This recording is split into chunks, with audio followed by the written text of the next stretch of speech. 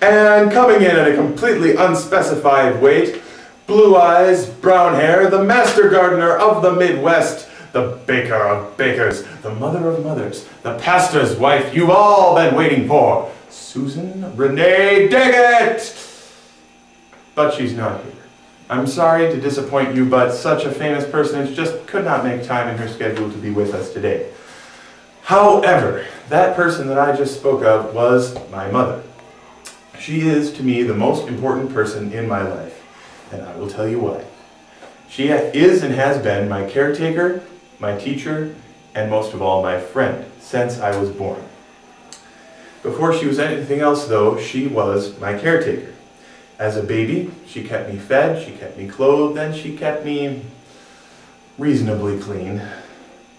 But proof of her very, very, very great love for her was her ability to manage disasters. She could be called a disaster relief worker, and I would say that she's much better at it than even the people down in Florida when the hurricanes hit. Imagine me as a child. It's really a very unpleasant thing. But she has taught me a great many things, but most of all, she's taught me about patience. My mom, when I was, I believe, 2, took me to the old spaghetti factory in Minneapolis for my 2nd birthday. I was a terror.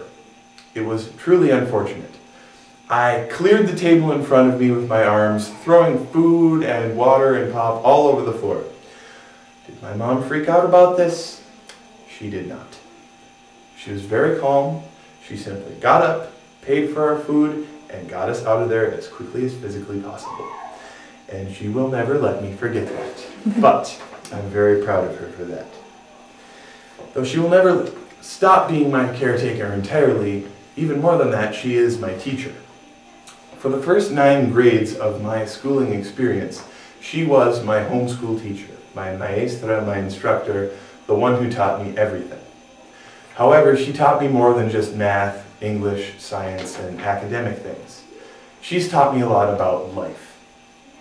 She taught me about hard work, she taught me about limits, and she taught me about dealing with emotions. One example I can think of, she taught me about generosity.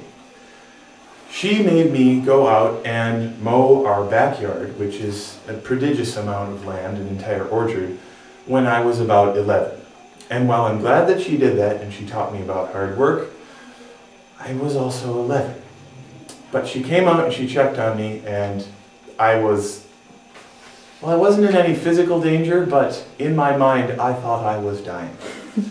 And I begged and I pleaded, and Mom could see very clearly that I wasn't going to get any further. But I had done a respectable job, and because she loved me, she took over for me and finished it off herself, taking time out of her incredibly busy schedule as a mother of 2 to do so. So that is an example of how she taught me, by example, generosity. She will never stop teaching me, though the teaching might grow less intensive.